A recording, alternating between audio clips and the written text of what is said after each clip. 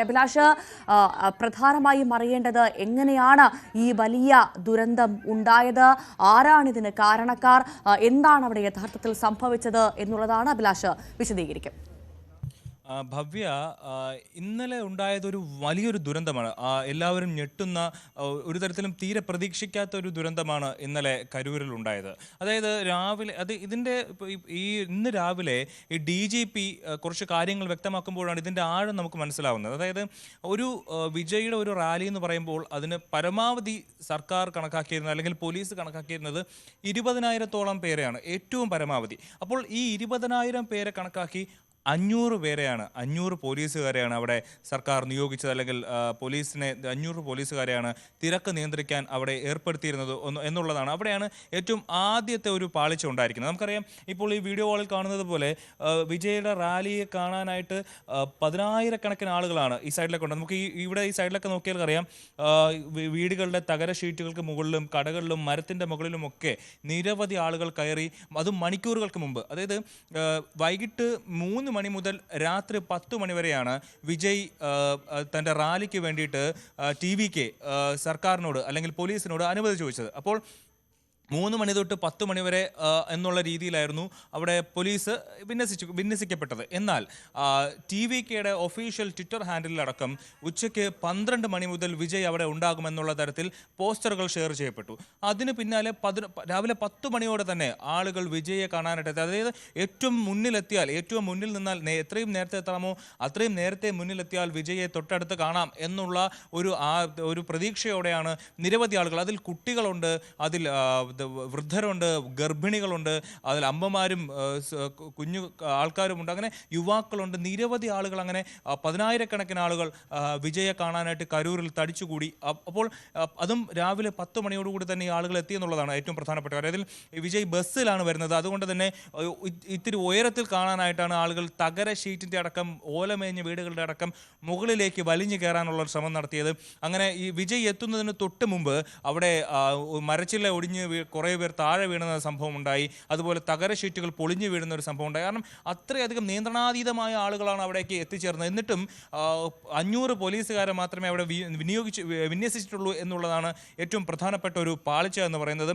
മറ്റൊരു കാര്യം, സെപ്റ്റംബർ 13-ന് തിരുച്ചിറപ്പള്ളിയിൽ വിജയ് നടത്തിയ മാനാടിൽ അവിടെ ഒരാൾ കൊല്ലപ്പെട്ടിരുന്നു, ഒരാൾ കുഴഞ്ഞു വീണ് മരിച്ചിരുന്നു. അപ്പോൾ ആ ഒരു സമയത്ത് മദ്രാസ് ഹൈക്കോടതി തന്നെ അന്ന് നിർദ്ദേശങ്ങൾ പുറപ്പെടുവിച്ചിരുന്നു. വിജയുടെ റാലിക്ക് പ്രത്യേക മാനദണ്ഡങ്ങളും നിർദ്ദേശങ്ങളും കൊടുക്കണം, അതിനനുസരിച്ച് ആളുകളെ നിയന്ത്രിക്കാൻ പ്രത്യേക സംവിധാനങ്ങൾ ഒരുക്കണമെന്ന് കോടതി ഉത്തരവിട്ടിരുന്നു. അതുമായി ബന്ധപ്പെട്ട് അതിനെ തുടർന്നിട്ട് അന്ന് സർക്കാർ 30ഓളം നിർദ്ദേശങ്ങൾ നൽകി. അതിൽ 10,000-ലധികം ആളുകൾ അവിടെ ഉണ്ടാവരുത് എന്നുള്ളതായിരുന്നു അതിൽ ഏറ്റവും പ്രധാനപ്പെട്ട നിർദ്ദേശം. പക്ഷേ ഇതിനെ രാഷ്ട്രീയമായി കണ്ടുകൊണ്ട് തൻ്റെ റാലിയിൽ ആളുകളെ കുറയ്ക്കാനും തന്നിലേക്ക് കൂടുതൽ ആളുകൾ എത്തുന്നു, തൻ്റെ പാർട്ടിയിലേക്ക് ആളുകൾ അടുക്കുന്നു എന്നുള്ളതിനെ ഭയന്ന് സർക്കാർ തനിക്കെതിരെ ഒരുപാട് നിർദ്ദേശങ്ങളും നിയന്ത്രണങ്ങളും തൻ്റെ റാലിക്ക് കൊണ്ടുവരുന്നുവെന്ന് പറഞ്ഞുകൊണ്ട് ആ നിർദ്ദേശങ്ങളെ വിജയ് കീറിക്കളയുന്ന ദൃശ്യങ്ങളൊക്കെ നമ്മൾ കണ്ടതാണ്.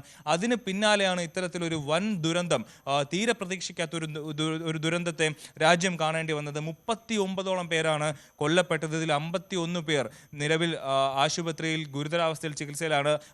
അതിലധികം ആളുകൾ ഇപ്പോൾ പരിക്കേറ്റു ചികിത്സയിലുണ്ട്. നിലവിൽ ഈ 39 പേർ മരിച്ചതിൽ 10ഓളം കുട്ടികളുണ്ട്, ഗർഭിണികളുണ്ട്. അതിൽ ഒരു കുടുംബത്തിലെ അമ്മയും മകളും, മകളെ കല്യാണം കഴിക്കാൻ പോകുന്ന യുവാവും ഉണ്ട് എന്നുള്ളതാണ് ഏറ്റവും ദുഃഖകരമായ കാര്യം. വളരെ തീരെ നനച്ചിരിക്കാതെ ഉണ്ടായ ഒരു സംഭവം. പക്ഷേ ഇതിൽ ആർക്കാണ് ഇത്തരം ഒരു വലിയൊരു അപകടം ഉണ്ടായതിൽ, ഒരു ദുരന്തം ഉണ്ടായതിൻ്റെ ഉത്തരവാദിത്തം ആർക്കാണെന്ന് ചോദിച്ചാൽ അതിൽ പ്രഥമമായിട്ടുള്ള ഉത്തരവാദിത്തം TVK എന്ന പാർട്ടിക്ക് തന്നെയാണ്. രണ്ടാമതാണ് സംസ്ഥാനം ഭരിക്കുന്ന പാർട്ടിയായ DMK-ക്കുള്ളത്. അതിൽ നമുക്ക് ആദ്യം TVKയുടെ കാര്യം നോക്കാം. രാവിലെ 11 മണി മുതൽ 10 മണി മുതൽ അവിടെ വിജയെ കാണാനായിട്ട് നിരവധി ആളുകൾ തടിച്ചുകൂടി. എന്നാൽ വിജയ് എത്തിയത്, ഏറ്റവും പ്രധാനപ്പെട്ട കാര്യം ഇതാണ്, രാവിലെ 11 മണി മുതൽ കാത്തു നിന്ന ആളുകൾക്ക് മുന്നിലേക്ക് വിജയ് എത്തിയത് രാത്രി 7:40-നാണ്. അതായത് 8 മണിക്കൂറോളമാണ് ആളുകൾ ഭക്ഷണമില്ലാതെ, വെള്ളമില്ലാതെ അവിടെ നിന്നത്. അതിനുശേഷം ഇത്രയും ആളുകൾ തടിച്ചു കൂടുമെന്ന് ഇന്നലെ ആദ്യമായിട്ടല്ലായിരുന്നു വിജയുടെ അല്ലെങ്കിൽ TVKയുടെ ഒരു റാലി തമിഴ്നാട് നടക്കുന്നത്. ഇതിനു മുമ്പ് 4 വലിയ റാലികളും അതിനു മുമ്പ് തന്നെ പാർട്ടി അനൗൺസ്മെന്റിനൊക്കെ സ്റ്റേഡിയത്തിലടക്കം വലിയ രീതിയിലുള്ള മാനാട് അവിടെ നടന്നിരുന്നു. അതിനെല്ലാം അഭൂതപൂർവമായ തിരക്കാണ് അവിടെ കാണാൻ കഴിഞ്ഞത്. ആ ഒരു ഇത് ഉള്ളത് കൊണ്ട് തന്നെ അവിടെ കൂടുതൽ സുരക്ഷ ഒരുക്കേണ്ട അല്ലെങ്കിൽ കൃത്യമായ വിവരങ്ങൾ ട്വിറ്റർ വഴിയോ അല്ലെങ്കിൽ പാർട്ടി നേതാക്കൾ വഴിയോ പാർട്ടി അണികൾ വഴിയോ അവിടെ പാർട്ടിയിൽ ഈ മാനാട് കാണാനെത്തുന്ന റാലി കാണാനെത്തുന്ന ആൾക്കാർക്ക് നിർദ്ദേശം കൊടുക്കാൻ ഒരു സംവിധാനം ഉണ്ടായില്ല എന്നുള്ളതാണ് ഏറ്റവും വലിയ വീഴ്ച എന്ന് പറയുന്നത്. ഇപ്പോൾ 12 മണിക്ക് വിജയ് എത്തുമെന്ന് പറയുന്നത് വിജയ് ലേറ്റ് ആകും എന്ന് ഒരു വിവരം അല്ലെങ്കിൽ ഒരു സൂചന ആളുകൾക്ക് അവിടെ ഉള്ളവർക്ക് നൽകിയിരുന്നെങ്കിൽ ഒരു പക്ഷേ കുറച്ച് പേരെങ്കിലും വൈകുന്നേരം തിരിച്ചു വരാമെന്ന് പറഞ്ഞാൽ അല്ലെങ്കിൽ വിശക്കുമ്പോഴെങ്കിലും വീട്ടിൽ പോയേനെ. പക്ഷേ ഇത് സംഭവിച്ചത് ഏത് നിമിഷം വേണോ വിജയ് വരാം, അദ്ദേഹത്തെ ഒന്ന് കണ്ടിട്ടും തിരിച്ചു മടങ്ങാം എന്നുള്ള ഒരു പ്രതീക്ഷയോടെ കാത്തു നിന്നവരാണ് ഒടുവിൽ ഇപ്പോൾ മരണത്തിന് കീഴടങ്ങേണ്ടി വന്നത്. പലരും ആശുപത്രിയിലായത്, പലർക്കും തങ്ങളുടെ ഉറ്റവരെ നഷ്ടപ്പെട്ടു പോയത്. ഈ ഒരു സാഹചര്യം നമ്മളെടുത്ത് പരിശോധിച്ചാൽ ഒരു 8-9 മണിക്കൂർ ഈ ചൂടത്ത് ഭക്ഷണമില്ലാതെ കാത്തു നിൽക്കുന്ന ആളുകൾക്ക് മുന്നിലേക്ക് വിജയ് വന്നതിന് ശേഷം അവിടെ ഒരു പ്രശ്നം നടക്കുന്നു. അവിടെ ആളുകൾക്ക് വിജയ് വെള്ളമെറിഞ്ഞു കൊടുക്കുന്നതും ഒക്കെ നമുക്ക് ദൃശ്യങ്ങളിൽ കാണാം. കാരണം അത്രയും നേരം വെള്ളം പോലും കുടിക്കാതെ അവിടെ ആളുകൾ നിന്നു എന്നുള്ളതിന് ഏറ്റവും വലിയ തെളിവാണ് ആ ദൃശ്യങ്ങൾ കാണിക്കുന്നത്. നമുക്കറിയാം, ഇപ്പോൾ ഈ സൈഡിൽ കാണുന്ന ഈ മരങ്ങളിലെല്ലാം നിരവധി ആളുകൾ കയറി നിൽക്കുകയും ആ മരങ്ങളടക്കം ഒടിഞ്ഞു വീഴുന്ന ഒരു സാഹചര്യം ഉണ്ടായിരുന്നു. അതുപോലെ ഈ ആളുകൾ കുഴഞ്ഞു വീഴാൻ തുടങ്ങിയ സമയത്ത് ഇവർ ആശുപത്രിയിലേക്ക് കൊണ്ടുപോകാൻ ഒരു സാഹചര്യം പോലും ഇല്ലായിരുന്നു. കാരണം അതിനനുസരിച്ചുള്ള ആംബുലൻസുകൾ അവിടെ ഉണ്ടായിരുന്നില്ല എന്നുള്ളതാണ്. ആംബുലൻസ് വന്നപ്പോൾ തന്നെ അതിനെ ആശുപത്രിയിലേക്ക് എത്തിക്കാൻ, അതിന് വഴിയൊരുക്കാനൊക്കെ ഏറെ പണിപ്പെടേണ്ടി വന്നു. കാരണം 500ഓളം പോലീസുകാർ മാത്രമേ ഉണ്ടായിരുന്നുള്ളൂ. നമ്മൾ ശ്രദ്ധിക്കണം, 10,000 മുതൽ 20,000 പേര് വരെ പ്രതീക്ഷിച്ചിരുന്ന സ്ഥലത്ത് 1.5 ലക്ഷം ആളുകൾ വരെ ഉണ്ടായിരുന്നു എന്നുള്ളതാണ് ഇപ്പോഴത്തെ പ്രാഥമിക കണക്ക്. അതിൻ്റെ ഔദ്യോഗിക വിവരങ്ങൾ പുറത്തു വന്നിട്ടില്ല, അത് മണിക്കൂറുകൾക്കകം പുറത്തു വരും. പക്ഷേ എന്നിരുന്നാലും 1.5 ലക്ഷത്തോളം ആളുകൾ ഉണ്ടായിരുന്നു എന്നുള്ളതാണ് ഏറ്റവും പ്രധാനപ്പെട്ട കാര്യം. നമ്മൾ ശ്രദ്ധിക്കേണ്ട മറ്റൊരു കാര്യം, ഇതൊരു സ്റ്റേഡിയമോ ഒരു മൈതാനമോ അല്ല, ഇതൊരു റോഡാണ്. അപ്പോൾ ഈ ഒരു 4 വരി പാതയാണ്. ഈ 4 വരി പാതയിലൂടെ വാഹനം കടന്നു വരുമ്പോൾ ഈ വാഹനത്തിന് പിന്നാലെ ഈ റാലി കഴിഞ്ഞ് മടങ്ങുന്ന ആൾക്കാരും നടക്കുന്നു എന്നുള്ളതാണ്. വിജയുടെ വാഹനത്തിന് പിന്നാലെ നടക്കുമ്പോൾ ഇവിടെ നിൽക്കുന്ന ആൾക്കാരും അവിടുന്ന് വരുന്ന ആൾക്കാരും എല്ലാവരും കൂടി ചേർന്നിട്ട് വലിയൊരു കൂട്ടമായി മാറുകയും ഈ നടക്കുന്ന ആളുകൾ ഒരാൾ നടക്കുന്നതിനിടയിൽ 1-2 പേർ മറിഞ്ഞു വീഴുമ്പോൾ തന്നെ പുറകിൽ നിന്ന് വരുന്നവർ അവരെ പുറത്തേക്ക് വിടാനുള്ള ഒരു സാധ്യതയുണ്ട്. അതുപോലെ ഈ റോഡായതുകൊണ്ട് തന്നെ റോഡിൻ്റെ ഡിവൈഡറുണ്ട്. ഡിവൈഡറിൻ്റെ സൈഡിലായിട്ട് വാഹനങ്ങൾ ഒതുക്കി വെച്ചിട്ടുണ്ട്, കടകളുണ്ട്, പോസ്റ്റുകളുണ്ട്, ചെറിയ ചെറിയ കുഴികളുണ്ട്. ഇതിലൊക്കെ ആളുകൾ മറിഞ്ഞു വീഴുകയും തട്ടി വീഴുകയും അങ്ങനെ വലിയ രീതിയിലുള്ള ഒരു കാവസ് ആ ഭാഗത്തുണ്ടായി എന്നുള്ളതാണ് നമുക്ക് ദൃശ്യങ്ങളിൽ നിന്ന് തന്നെ വ്യക്തമാവുന്നത്.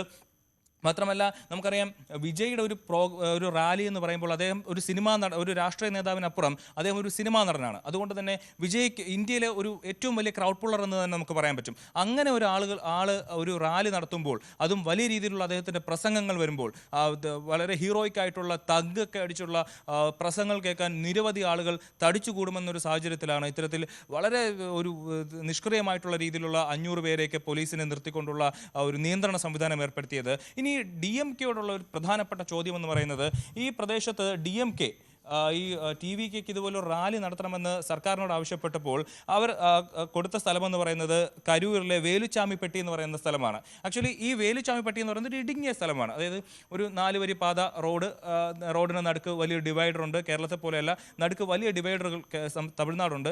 അപ്പോൾ ഒരു വാഹനം പോകുന്ന സൈഡിലും അപ്പുറത്തും ആൾക്കാർക്ക് അങ്ങോട്ടോ ഇങ്ങോട്ടോ നീങ്ങാനായിട്ട് പറ്റാത്തൊരു സാഹചര്യമുണ്ട് വലിയ രീതിയിൽ ആളുകൾ എത്തിയാൽ. അപ്പോൾ ഈ വേലുച്ചാമിപ്പെട്ടി എന്ന് പറയുന്ന സ്ഥലത്തിന് തൊട്ടടുത്ത് കോളനിപ്പെട്ടി എന്ന് പറഞ്ഞിട്ട് മറ്റൊരു സ്ഥലമുണ്ട്. അത് കുറച്ചുകൂടെ വലിയ സ്ഥലമാണ്. അതായത് ഈ അടുത്തിടയ്ക്ക് DMKയുടെ വലിയ ഒരു മാനാട് നടത്തിയത് ഈ കോളനിപ്പട്ടിയിലാണ്. പക്ഷേ കോളനിപ്പട്ടി ഒഴിവുണ്ടായിട്ടും എന്തുകൊണ്ട് TVKയുടെ റാലി വന്നപ്പോൾ കോളനിപ്പട്ടി എന്ന് പറയുന്ന വലിയ സ്ഥലം അനുവദിക്കാതെ വേലുച്ചാമിപ്പെട്ടി എന്ന് പറയുന്ന ഇടുങ്ങിയ സ്ഥലം അനുവദിച്ചു എന്നുള്ളിടത്താണ് DMKയോടുള്ള ചോദ്യം വരുന്നത്.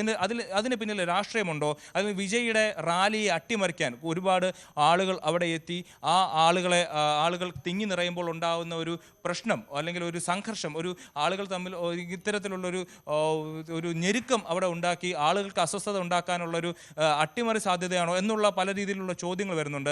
ഈ വേലുച്ചാമിപ്പെട്ടി എന്തുകൊണ്ട് അനുവദിച്ചു? കോളനിപ്പട്ടി എന്ന് പറയുന്ന വലിയ സ്ഥലമുള്ളപ്പോൾ എന്തുകൊണ്ട് വേലുച്ചാമിപ്പെട്ടി എന്ന് പറയുന്ന ഒരു ഇടുങ്ങിയ സ്ഥലം അനുവദിച്ചു, സർക്കാർ അതിൽ അനുവദിച്ചു എന്നുള്ളിടത്ത് ഒരു രാഷ്ട്രീയം ഒളിഞ്ഞു കിടപ്പുണ്ടോ എന്നുള്ളതാണ് DMKയോട് ചോദിക്കുന്ന ചോദ്യം. ഇത്തരത്തിൽ വലിയ രീതിയിൽ ആളുകൾ എത്തുന്ന സ്ഥലത്താണ് ഈ വേലുച്ചാമിപ്പട്ടി എന്ന് പറയുന്ന സ്ഥലത്തേക്ക് ആളുകളെ TV-ക്ക് റാലി അനുവദിച്ചത് എന്നുള്ളിടത്താണ് പ്രധാനപ്പെട്ട ഒരു ചോദ്യം കിടക്കുന്നതും. അതുപോലെ നിരവധി ആളുകൾ നമുക്കിപ്പോൾ സ്ക്രീനിൽ കാണുന്നത് പോലെ രാവിലെ 11 മണി മുതൽ രാത്രി 8 മണി വരെ 7:40 വരെയാണ് 7:40-നാണ് വിജയ് എത്തുന്നത്. അതുവരെ വിജയെ കാണാനായിട്ട് കാത്തിരുന്നവർ വിജയുടെ വാഹനം എത്തുന്ന വിവരം അറിഞ്ഞതോടുകൂടി അക്ഷമരായി എണീക്ക് നിൽക്കുകയും കൈയടിക്കുകയും ചെയ്തതോടെയാണ് ഇവർ കയറിയിരുന്ന ചെറിയ തകരപ്പുറവും ഓലമേഞ്ഞ വീടുകളും അതുപോലെ കടകളുടെ വരാന്തയും ഒക്കെ തകരാനും അതിൽ ആൾക്കാരുടെ ഒരു അമിതാഹ്ലാദം കാരണമാണ് ഇത്തരത്തിൽ വലിയൊരു ദുരന്തത്തിലേക്ക് നയിച്ചത്. പക്ഷേ ഇതിൽ നമുക്കറിയാം വാർത്തകൾക്ക് വരുന്നത് പോലെ ഗർഭിണികളടക്കം രാവിലെ കൈക്കുഞ്ഞുങ്ങളെ അടക്കം ആളുകളെ അവിടെ കൊണ്ടുവന്നു എന്നുള്ളതാണ് ഒരു പ്രധാനപ്പെട്ട കാര്യം. നമുക്ക് സ്വാഭാവികമായും ചോദിക്കും എന്തിനാണ് ഇത്തരത്തിൽ വിജയെ പോലെ ഇത്തരത്തിൽ ഇത്രയും വലിയ ആൾക്കൂട്ടത്തിനിടയിലേക്ക് കുഞ്ഞു കുട്ടികളെ വരെ കൊണ്ടുവരുന്നത്, അവരെ കൊണ്ടുവന്ന് അതിൻ്റെ ഇടയിൽ കയറ്റി കഷ്ടപ്പെടുത്തുന്നത് നമുക്ക് സ്വാഭാവികമായിട്ടൊരു ചോദ്യം നമ്മുടെ ഉള്ളിൽ വരും. പക്ഷേ അത് തമിഴ്നാടാണ്, അവരുടെ വികാരങ്ങൾ അങ്ങനെയാണ്. അവർ സ്വാഭാവികമായിട്ടും ആളുകളുണ്ടെങ്കിൽ അവരെ കാണാനും അവർക്ക് താല്പര്യമുള്ള ആളെ കാണാനും ഏത് തരത്തിലുള്ള ബുദ്ധിമുട്ടുകളും മാറ്റിവെച്ച് പോകാൻ താല്പര്യപ്പെടുന്ന മനസ്സുള്ള ആൾക്കാരാണ് തമിഴ്നാട്ടുകാർ. അപ്പോൾ ആ ഒരു സാഹചര്യത്തിലാണ് ഇപ്പോൾ വിജയെ കാണാനായിട്ട് ഇത്രയും ആളുകൾ ഇവിടെ തടിച്ചുകൂടിയത്. എന്തായാലും നമുക്കറിയാം ആൾക്കാരുടെ ചെരുപ്പുകളും അതുപോലെ ഈ പ്രദേശമൊക്കെ ഈ വീഡിയോ വാളിൽ കാണുന്നത് പോലെ വലിയ രീതിയിൽ കസേരകളടക്കം തകർന്നു കിടക്കുന്ന കാഴ്ചകളാണ് കാണുന്ന. ആളുകൾ ജീവന് വേണ്ടി രക്ഷപ്പെടാൻ ശ്രമിക്കുന്നിട ഈ വീണ ആൾക്കാർ എണീറ്റ് പോകുന്നതിന് അവരുടെ ചെരുപ്പുകളും അവരുടെ തുണികളും അതിൻ്റെ അവശിഷ്ടങ്ങളെല്ലാം നമുക്ക് ഈ വീഡിയോ വാളിൽ കാണാൻ കഴിയുന്നുണ്ട്. ഇതിൽ നിന്ന് തന്നെ മനസ്സിലാക്കാം എത്രത്തോളം ഭീകരമായ ഒരു അന്തരീക്ഷമായിരുന്നു ഇന്നലെ കരൂരിലെ വേലുച്ചാമിപ്പെട്ടിയിൽ രാജ്യം കണ്ടത് എന്നുള്ളത്. അതിൽ 39 പേരാണ് ഇതുവരെ കൊല്ലപ്പെട്ടത്. അതിൽ 18 പേരുടെ മൃതദേഹങ്ങൾ പോസ്റ്റ്മോർട്ടത്തിന് ശേഷം കുടുംബങ്ങൾക്ക് വിട്ടുകൊടുത്തു. ഒരാളുടെ മൃതദേഹമാണ് ഇനി തിരിച്ചറിയാനുള്ളത്. എന്നാൽ 51 പേർ അവിടെ ഗുരുതരാവസ്ഥയിലാണ് എന്നുള്ളതാണ് കളക്ടർ പറഞ്ഞത് രാവിലെ. എന്തായാലും ഇതിൽ ഈ വിഷയത്തിൽ അരുണ ജഗദീശൻ എന്ന മുൻ ജഡ്ജി ക്യാപ്റ്റനാക്കിക്കൊണ്ടൊരു ടീമിലെ ലീഡറാക്കിക്കൊണ്ടൊരു അന്വേഷണ കമ്മീഷനെ നിയോഗിച്ചിട്ടുണ്ട്. ആ അന്വേഷണ കമ്മീഷന്റെ റിപ്പോർട്ട് വന്നതിന് ശേഷമായിരിക്കും ഇതിൽ കൃത്യമായ നിയമ നടപടി ഉണ്ടാവുക. ഭവ്യ.